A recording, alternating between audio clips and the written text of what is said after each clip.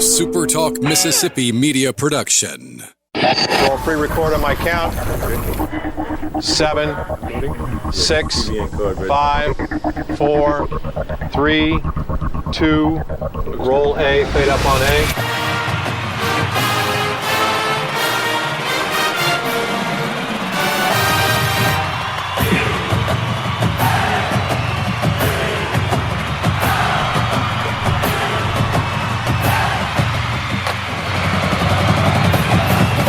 Southern Miss to the top. You're tuned in to the Eagle Hour. Okay, everybody, let's go. SuperTalk Eagle Hour is back on the air. Bob Getty, Kelly Sander back with us. We're in the Southern Bancorp studio. Dima Mixon out at the Pete Press Avail with Coach Christian Ostrander about to take place, and we'll be catching up with Dima a little later in the show to find out exactly what Oz had to say. We're broadcasting, of course, from the Southern Bancorp studio, as we do every day. Really appreciate those great guys. As we do Movie Star Restaurant, which is a great place to go have a buffet meal anytime you like, and it's about as good as it gets. Movie Star has been serving the Pine Belt for 25 years. They're open Monday through Friday, 11 to 2, Friday nights, 5 to 8, and on Sundays from 11 to 2. Movie Star Restaurant, good Southern cooking, man, right here at home. As we mentioned, we'll have Dima on the show a little later. Right now, we're going to join our old friend Jason Baker. And I hadn't caught up with Jason in a little bit, but Jason, of course, does the ESPN Plus broadcasting for Southern Miss Athletics and is now doing color on Southern Miss Baseball Radio. And all right, Jason, all of us quote-unquote experts have all expressed our opinion. I wanted to hear yours today. Put your finger on this slump that our beloved baseball team is going through. What do you see from your perspective? Yeah, it's just it's just a situation where I don't think we're getting the big hit that leads to big innings, and really, it's probably more so about multiple hits that typically lead to big innings. You know, the old adage, hitting is contagious, and I believe that. You kind of watched that Friday night over in Lafayette. I mean, you're talking about a lineup that just all of a sudden just started beating the ball all over the park, right, against two pretty good arms a week ago down in Lafayette. And, of course, then it went cold over the weekend. But I don't think that told the full story. Because you're getting opportunities. And, you know, Tuesday night, for example, I think in the 6th or the 7th against Ole Miss, I think we had a pop out, then we had single, walk. So we had a run generated by a walk. And then, you know, Davis Gillespie, I think, flew out to like deep center field, which is probably a home run, you know, at Pete Taylor Park. And so some of it's just the baseball gods probably not giving us what we probably think we deserve. And, I don't think we've pitched it great in the last month either. I think we've pitched it okay, well enough to win some games as we've done playing 500 baseball. And so that's kind of what I attribute it to. And I know that's a very simplistic answer, but that's literally what I see. I mean, our hits are there. I mean, we had 8 hits Tuesday night, 3 runs. Ole Miss had 10 runs, 10 hits, right? So it's just about that timely big hit that can lead to big innings. The Golden Eagles have gone through these slumps before and then come out on the other side and just torn it up. And pretty much every baseball team does that. Mississippi State seems to be in a bit of a slump right now. But, Jason, do you detect anything different this year than maybe what we've seen in that regard over the past year or two? No. No, I don't. Like, I guess you're asking, like, do I look at it like, is there something leading to, like, why this team's struggling? No, what I think, sort of in my opinion, that's happened is this team just got off to an incredible start. I mean, you don't find teams typically hitting, I think we hit 294 across the month of February, and then March was 248. And then I guess to go back to the point I just made, like, this team was hitting, as of Tuesday night, over 300 in the month of April. And so I don't think a lot of people are aware of that, but it's just more of like translating to those big hits. And so, no, I don't think this is any different than any other swoon slump, if you want to call it that, that any other Golden Eagle team endures during the course of the season. And, you know, I think we're showing some signs of going to come out of it. I just think what we did at 15-2 sort of escalated what Golden Eagle fans thought was fixing to really occur in a special year. And, I don't think anything that this team wanted to accomplish has been erased yet. And so I think that's important to keep that in perspective for us. Yeah, expectation was exactly what Jason said, and we've talked about this on this program before. Had they not gotten off to that hot start, then people wouldn't be going, what's wrong with them? And when you look at the numbers, and the numbers don't lie. Record-wise, they're almost exactly where they were last year. A lot of the other numbers are exactly the same, but yet there's this perception, and you know how it is with fan bases, Jason. Perception's 90% reality in their mind. That's right. That there's just something wrong with this team. But I want to go along the perception questioning as well, because when you talk to just your average fan on the street, they go, they're phoning it in. They act like they don't care. They're not playing with any passion, any enthusiasm. But that's that common thread that fans have to that they're going with, and I don't see that. But again, I see through different eyes. What do you hear? Yeah, it's my caveat when people ask me that is I say, well, you don't see passion when teams are losing, right? But like Friday night, this team was plenty energetic last Friday night on the road in Lafayette and had plenty of energy. And, I also would caution that fan base to say this, like, you don't want to see these major highs and you don't want to see them ride the roller coasters of wins and losses. What you really want to see them try to do is maintain a consistent demeanor to outlast when it's really, really good and when it's really, really bad, so that they can fall somewhere in between with their demeanor. I also believe that mature teams have this sort of patient approach to this, almost like, hey, we know when we're going to turn this on. I don't necessarily know that it's a good thing. I don't think it's a bad thing.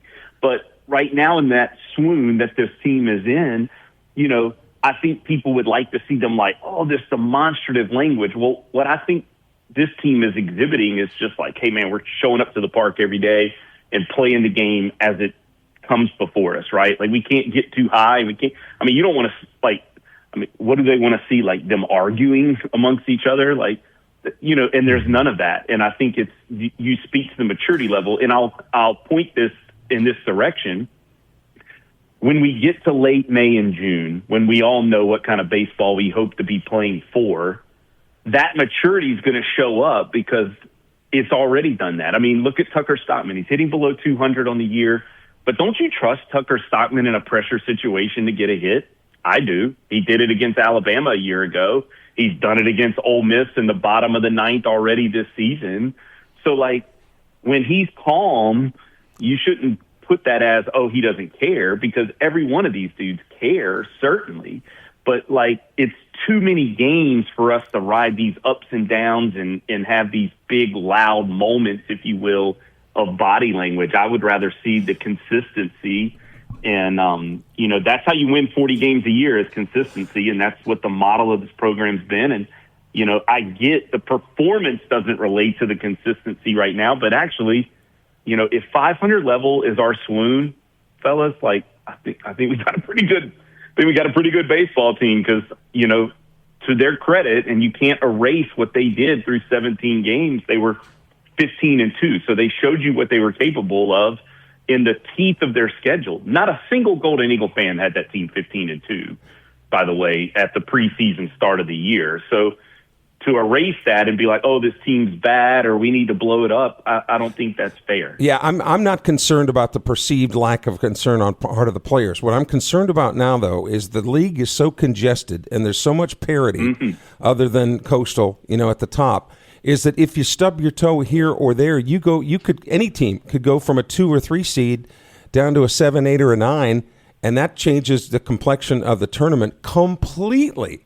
Yes. And so far, because the Eagles haven't been able to sweep those series, that's what I'm worried about. I understand, and I think that's valid, Kelly. I think that what it speaks to is, to the people that have the same concern, get your butt to the Pete this weekend, right? Because this weekend is, I don't want to say everything because there will be more meaningful baseball post this weekend, but this weekend is as important of games as we have played this year. You can chalk that up against Santa Barbara, Ole Miss, State, whatever games that Golden Eagle fans may think, oh, these are so significant. This series against Texas State this weekend is the utmost significance, and the Pete Taylor Park needs to be our advantage. It needs to be rocking. It needs to be welcoming. It needs to be everything that it always is for this Golden Eagle baseball team. It needs to be that, because you're dead on it, Kelly. I mean, you're talking, I think it's 5 teams at 8-7 right now in Sun Belt Conference play. And, you win this series this weekend, you're being second place come Monday morning. And, you never know what happens with Coastal. They play Texas State next weekend. We're going to keep Jason over. I will contend that the games against State and Ole Miss are fun games for the fans. The important games are the weekend games. And this week, Jason's right. This weekend, very, very important. Jason's going to hang around, talk a little more baseball. Then I've got another subject I want to broach with my man here, so stay with us, everybody. Super Talk Eagle Hour on the air, and we're glad you're with us.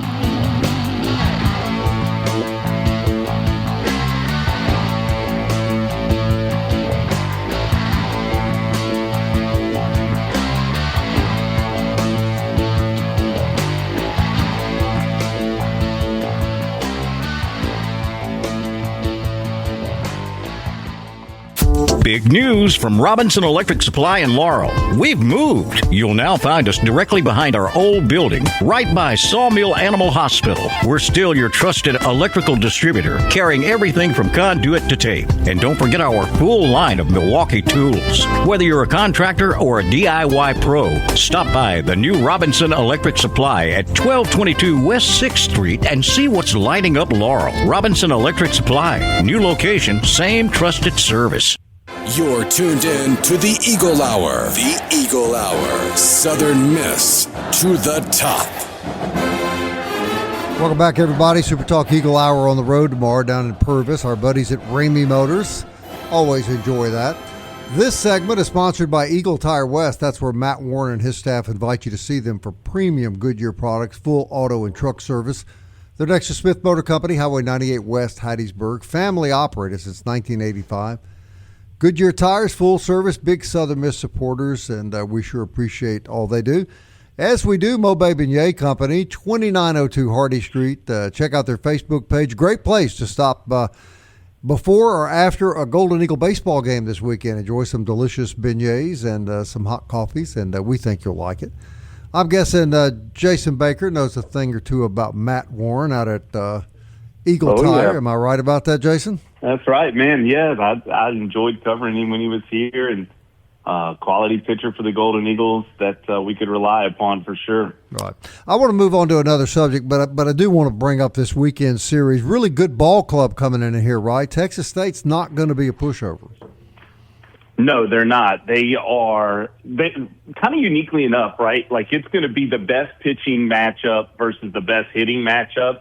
Or best hitting team versus the best pitching team this season, this weekend as Texas State enters. And oddly enough, I think you're talking about a team that's wanting to change some things up as well. They released their game notes earlier today, and they have completely shuffled their rotation. Matter of fact, their closer, who leads them in saves, is going to start Friday night now. And so he was actually a guy that came in last week in game 2 of their doubleheader against Troy. And so you're talking about a team that's kind of trying to find themselves as well pitching. And they're very much a team where their RPI is sitting that needs some wins and some series wins down this stretch to solidify their resume to make the postseason. So, yeah, Bob, I think it's a massive series just for the reason for what Kelly said, right, is like you can go from 2 to about 8 right now in the Sun Belt Conference if you're not careful. Now, the importance of that, too, for people that may not know is if you finish in the top 2, you're going to get to basically skip a game in the respect that your first opponent will have already played a game, so they will have burned their ace in most cases. And so you get to avoid, hopefully, facing the best pitcher on your first opponent. Go ahead, Kelly. Which then puts you into the losers bracket, which means you're going to really have to. Well, if you lost that game, you'd be in real trouble. So that first game is of utmost importance. Right. Now, Jason, a lot of people when they listen to your telecast will talk it positively or negatively. I'm not telling anything you don't know. When you guys refer to the different metrics now that baseball is going by, I think Moneyball, the movie Moneyball, brought it to the public's attention how much science there is behind the scenes in a game like baseball. When you talk about, spin rate and pitching angles and speed off the bat, things like that. I wanted to know if you would happen to know off the top of your head, if I were to ever to get a woman to say yes to go on a date with me, how fast the spin rate would be on my head. Yeah, it'd be over 3,000. It'd be really good, Kelly. Oh, my God. We're so glad he's back, Jason. Yeah, I bet we are. Yeah, no, it would definitely be a high spin rate there, Kelly. Yeah, it would be off the chart. I don't think our scoreboard would keep up with it, Jason. Do you? The thing about it is it would break the track man, so therefore it'd be of no use from that point forward. All right. We've been talking baseball all week. Another reason I wanted to bring Jason on. Jason, I've started doing a podcast with sports legends with Mississippi Connections, and I'm very happy to say that next Tuesday I have a meeting with Kay James, and I'm going to be recording a program with her. I know you know her very well, and so after my conversation with her yesterday, it really occurred to me that I'll bet there are a lot of younger Southern Miss fans, particularly, that don't fully know the history of Kay James, but she clearly reached levels of success coaching women's basketball here that no one before her or after her has been able to reach. Is that a fair statement? Yeah, I think it's a completely fair statement. And, I think she was sort of a pioneer, too, in terms of the women's game. You're actually seeing a women's game today that is very perimeter-based, very three-point oriented, that can flat score. You're not seeing quite as defensive-minded teams as you've seen in the past. And I'm talking nationwide. I'm not talking specifically at Southern Miss. Mm-hmm. And she was very much that way. I mean, they led the country in scoring either in 94, 95 or 96, 97. Led the entire country, averaged, I think, close to 90 points a game. So she was sort of this mindset, right, that now all of a sudden the game, some 20, 30 years later after she's retired, is sort of adopting those philosophies as to what she believed in the game of basketball. And then, look, I mean, I think if you took all of the coaches in the history of the school and you put together resumes, I don't know if she's one, but she's not far from two or three in terms of the most successful coaches in the history of this university. And I'm talking male or female coaches. Right. And right. I mean, she was elite among elite and literally brought, one of the greatest players, greatest athletes of all time, the late Janice Felder, who we just lost this past season. And so she was one of one. And, I mean, there's still people in the women's basketball world that still talk about how dominant Janice Felder was. There's multiple officials every year ask me, prior to Janice passing away, was Janice around? And they remembered how good she was. And it's one of those cool moments each and every game that an official sort of recognizes Coach James and asked about those teams of the past. And you're dead on it, Bob. She's one of one, too, just an incredible human being that I got introduced to back in 2003 when I started calling women's basketball, and I have enjoyed every moment along her side. Well, here are two things. She won a small college national championship. Yep. And she took the Lady Eagles, and I don't think a lot of people know this, the one and only time to the NCAA Sweet. I'm not talking about the NIT Sweet 16, the NCAA Women's National Tournament Sweet 16. Is that not right, Jason?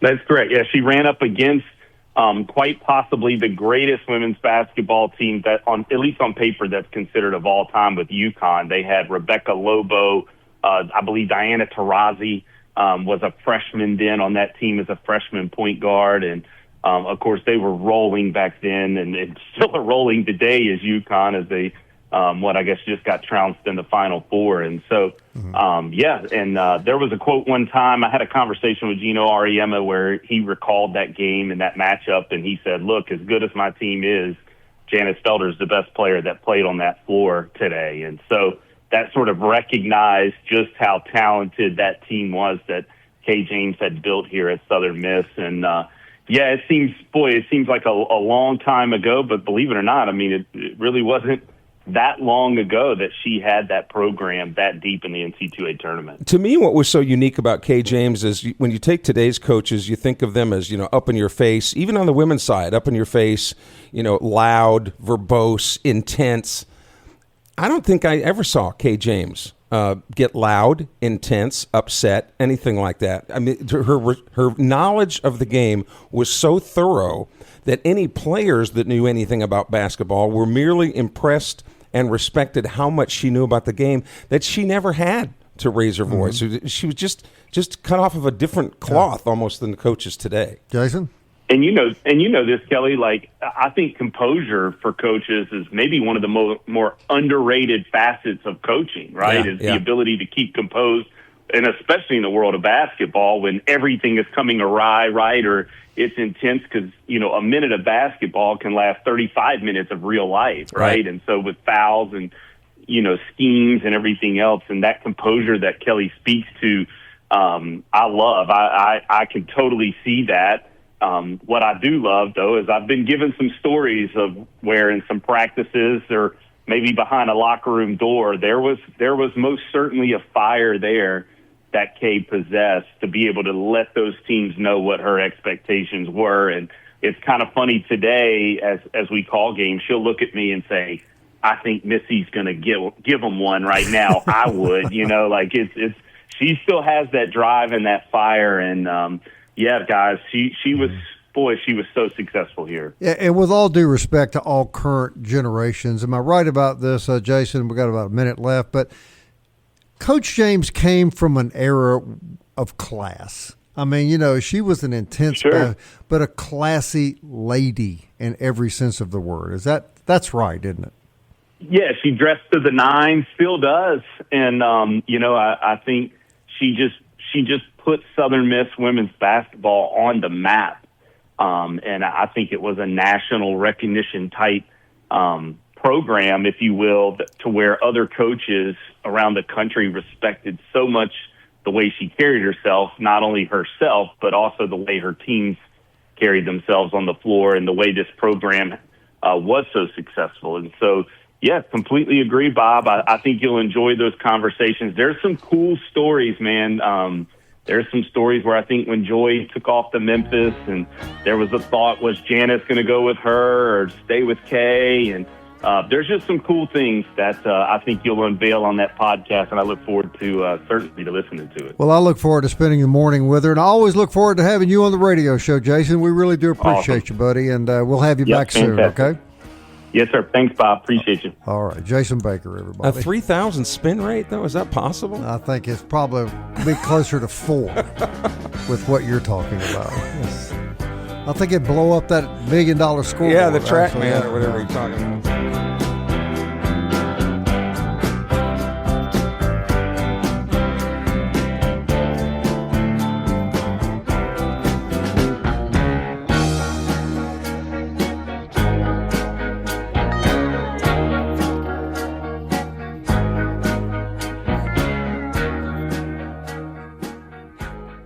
Southern Miss to the top.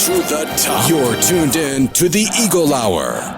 I want to thank Jason Baker for joining us first half of the Eagle Hour. Back to that podcast just released this morning, extended conversation with the great Steve Knight, who has retired since the podcast was recorded, but really interesting conversation. And in the course of that conversation, I just asked him point blank, what you're feeling about the fact that you were a Hall of Fame athlete at Southern Miss, loyal Golden Eagle, and you were turned down not once but twice for the head coaching job. And then you go on to be the winningest basketball coach in the history of Mississippi. Frank, interesting answer.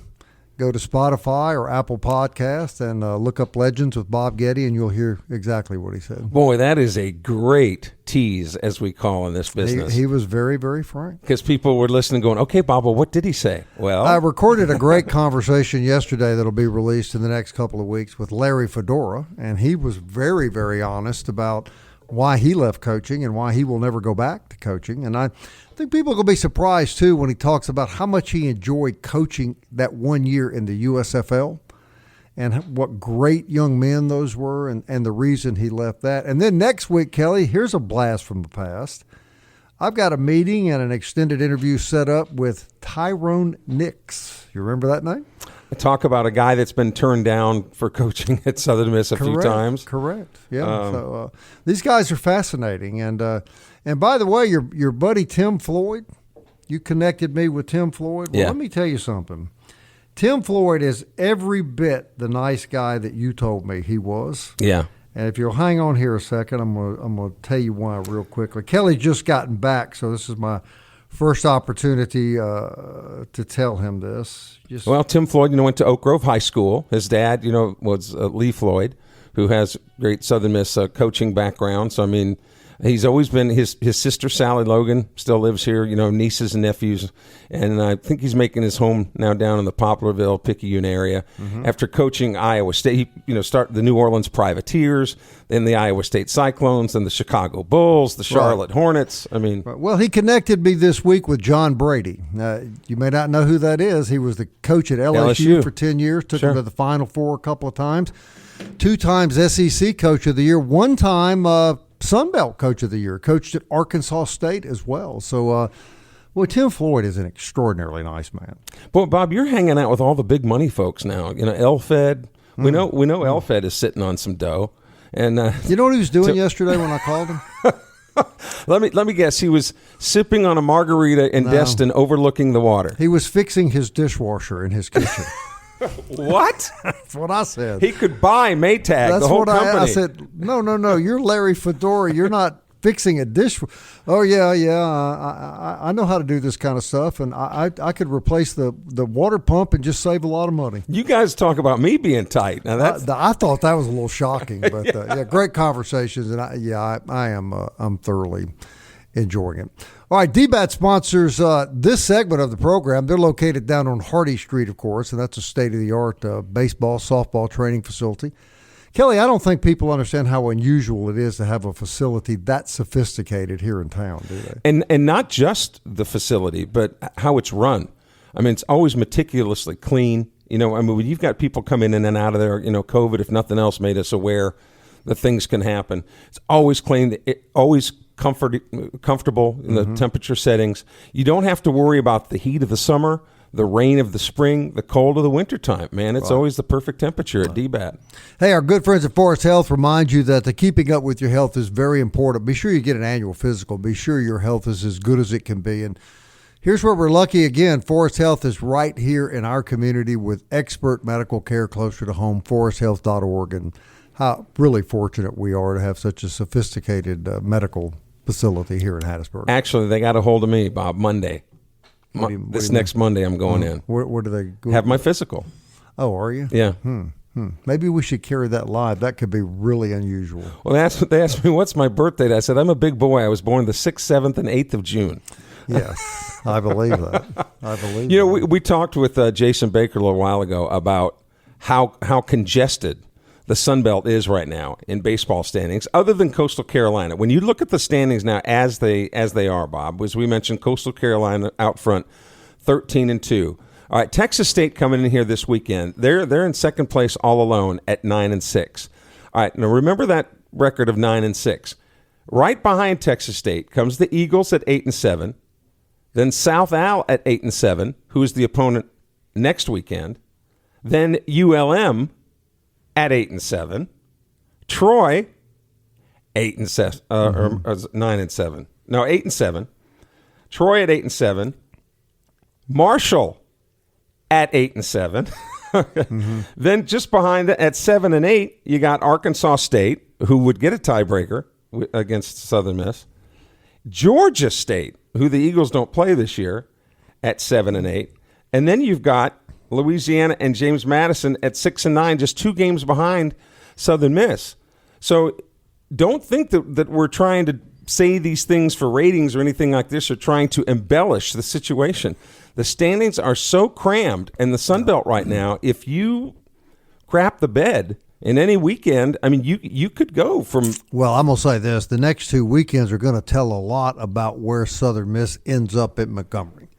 Fair. The next 2 weeks are very important. It is absolutely essential that they win these 2 series, and I'm not going to say that they'll sweep Texas State. I think that's a tall order, but they need to win these next 2 series, and then they need to sweep some of these lesser opponents. Because I think South Al in Mobile is not going to be an easy task either. Well, and when you look at the history of just South Al athletics against Southern Miss, and Louisiana Monroe, when the season started, you circled all 3 of those, thinking, that's not an easy out anymore. I'm going to tell you what I'm more curious about anything with South Alabama, and I'm going to be meeting my daughter and her husband, my wife and I down there for the weekend to watch the Golden Eagles. I was there 2 years ago, and I want to see if they're still taking foul balls away from little kids. I was dumbfounded when I saw that. You think our budget's tight, huh? Oh, I've never seen anything like it. Have you ever seen the look on a little boy's face when some back girl comes over and says, "You've got to give me the baseball back"? No, I have not. I don't think I've ever seen that happen. That's shameful at any level. And see, the thing you have to remember too, and I am not suggesting that the Eagles are going to be in this boat, but remember, unlike the basketball tournament, not every team goes to the baseball tournament. Right. They'd have to completely shut down. And that's why I prefaced the statement by saying I in no way think that Southern Miss is going to be in that boat. Yeah. But I'm just saying things are so close that man, you just other than Coastal, you don't know what's going to go on in this league. Yeah. Who would have thought that Georgia State would be up where they were, that Monroe would be up where they were, that Troy would have struggled like they've struggled, and to be fair, that Southern Miss has found some troubles. And also, to be fair, who would have thought that after we learned that Coastal lost their 2 studs, pitchers, that they would just run away with the regular season? They virtually have won it. There's nobody going to catch up with Coastal.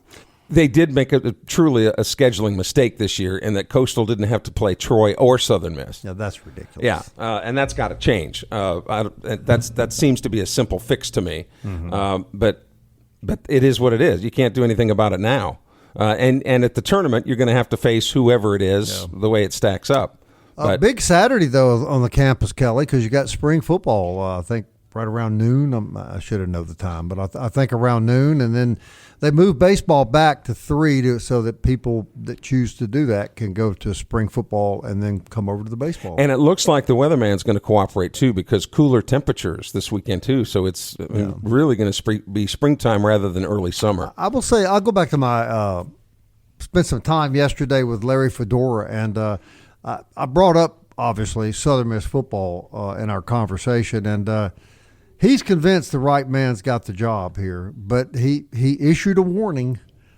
He said people have got to give Blake a reasonable amount of time, and what concerns him, like everyone else, is in this new world of impatience, and everybody thinks now because of the transfer portal you can build a national championship team in 1 year. Coach Fedora doesn't think that's a realistic assessment. Even in the current climate that you're in. Yes, Indiana did it. But again, you're talking about a Big Ten team compared to a Sun Belt team with Moolah. All the teams in the Big Ten do, right? Yeah. So, and now, and Dima would certainly argue that the Big Ten is on the cusp, if it had not already overtaken the SEC as the number 1 conference. Hard to argue. Considering the Big Ten has the national champion in football with Indiana, they have the national champion in basketball with Michigan after the 8-month season. Michigan finally won. And we don't know what's going to happen yet in baseball, but when you got teams like UCLA and some of these other teams that are in the Big Ten, you could argue they might win the baseball title as well. While you were gone, we did get confirmation that college basketball resumes a week from Tuesday. It does. Okay. Yes, and we'll carry on through August of next year. So I got my break in just at the right time. You're not going to miss a game. Okay, great. My favorite sport. We'll be back.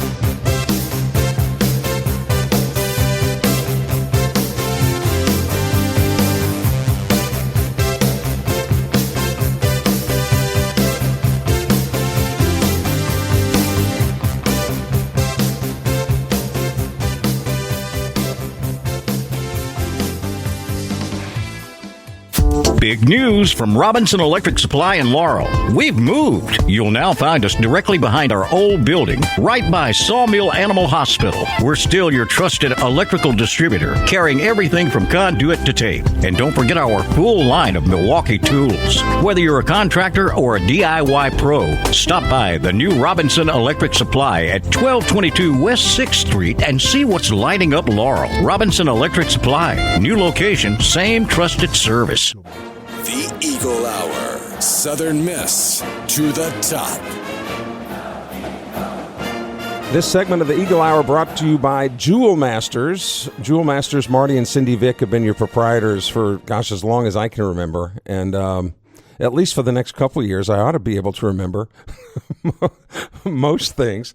But look, if you're wanting to cash in any gold that you might have or have jewelry appraised, anything like that, there's certainly the people that you want to go to because they're going to be honest. They've developed that reputation of being honest. They've developed a business on being honest. And, of course, in the Hattiesburg area, you always want to do business with people who are honest, and that's why you want to put money and food in the mouths of the people that are putting food in the mouths of your family. Jewel Masters, glad to have them on the Eagle Hour. And I want to say hello to our good buddies, of course, at Dickey's Barbecue Pit. That's a great catering location now. So if you've got an event upcoming, you give Justin a call and he'll hook you up. Dickey's Barbecue. Barbecued Bobcat this weekend, Bob, in favor of Texas State coming in. By the way, I did talk to Marty and Cindy Vick, and they were delighted that you were out of town last week. So I just thought I'd pass that along to them. As most people. Yeah. The only people that weren't happy were the Dominicans. Yeah. All right, we found Dima Mixon. He is milling around down at Pete Taylor Park. Are you hanging out, or have you got some news for us, Dima? All I know, Bob, is it is freaking hot out here. Holy cow. Golly, bring some fans this weekend if you're coming to the Pete. Holy crap. I mean, I was just standing on the turf, and I'm, like, burning up. So. Yeah, hot, huh? Good. It's summertime, man. It's time for hot baseball. Well, what Oz have to say? He said, listen, I told the team, listen, we're going to put the first part of the season behind us. He said that we don't have anything else to worry about, no outside noise, no nothing. We just need to focus on Friday night. And that seems to be the mindset of this team right now. Listen, like, everybody knows that this has not been good over the last 20 games or however many games it's been during the stretch. And but here's the truth. I mean, they still have everything they want to do in front of them, and it starts on Friday. I mean, that was really the mindset from Oz in the press conference we just had with him. Well, I think that's the approach you have to take. What's the alternative? Right. I mean, you can't. Right. We found something interesting when we had Jason Baker on the show that Texas State has completely revamped their pitching lineup. Their closer is going to start Friday night. So Southern Miss not the only team apparently still kind of moving around trying to find exactly the right combination of starting pitching, Dima. Yeah, well, it was interesting because their Friday night guy pitched an inning or two in the midweek, and I noticed that yesterday as I was getting prepared for my preview show on Texas State, and so I was wondering if they were going to move that left-hander into the Friday role, and they ended up doing that. So. Yeah. Did Oz say anything about the Golden Eagle weekend rotation? No, I think it's going to look the same grading on Friday. He said he's excited to see Sundstrom on Saturday again. He thought it was really good at Louisiana, just got away from him in the fifth or sixth inning. He said he wants to see him take a next step in his rotation abilities. Mm-hmm. And so that was as far as that. And then as Sunday goes, I'm sure that'll just be, one of those Johnny Holstaff days as they've been doing. Yeah. I'll say to both of you guys, I have a lot of confidence in Sundstrom. I think he can be a weekend starter, Kelly. Well, so far he's been the one that's been the most consistent lately. Yes. But concerning to me is the fact that Texas State has taken what I would consider to be a drastic move in taking a guy from the pen and putting him in a starting role just because he's left-handed. Now, what that tells me is that other teams see a glaring weakness in Southern Miss hitting left-handed pitching. And I just think that's kind of a drastic move. Move. You buying that, Dima? Yeah, I would agree with that. However, I mean, since he's a closer, I don't really expect him to get much extended innings from him. Right. Would be the only thought there. Right. But, yeah, I mean, that's very true. I mean, you'd think they would try to go as many lefties as they could. Yeah. But it's almost, you could joke and say that the guy out in front of Walmart, will pitch left-handed for food. It's like. You remember Coach Oz told us on this show 2 weeks ago, if I were coaching against us, I'd pitch left-handers. Yeah. Yep. He sure did. He sure did. So overall, I mean, the demeanor remains positive, and it should be. You're right. There's a lot left to play for. My God, the team has won 25 games. It's not like they've only won 10, and there's still plenty of time to turn this ship around. But I'm going to contend that the next 2 weekends are crucial to the remainder of the season. You agree or disagree? Yeah.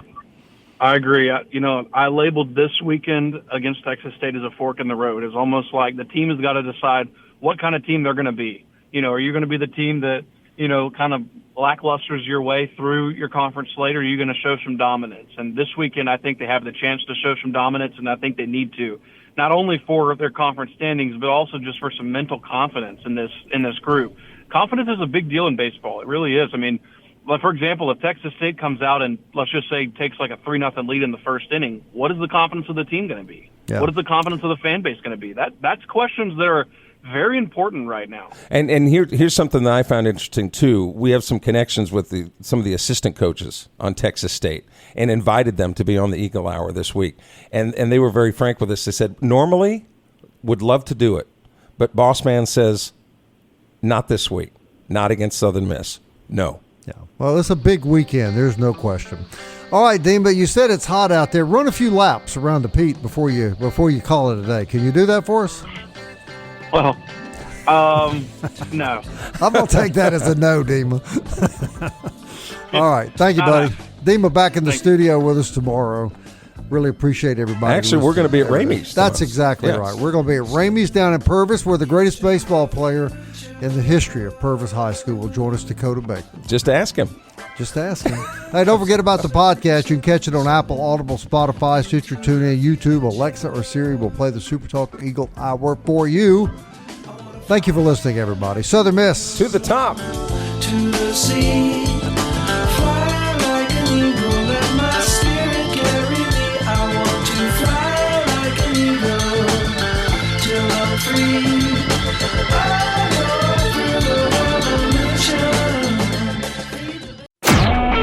A SuperTalk Mississippi media production.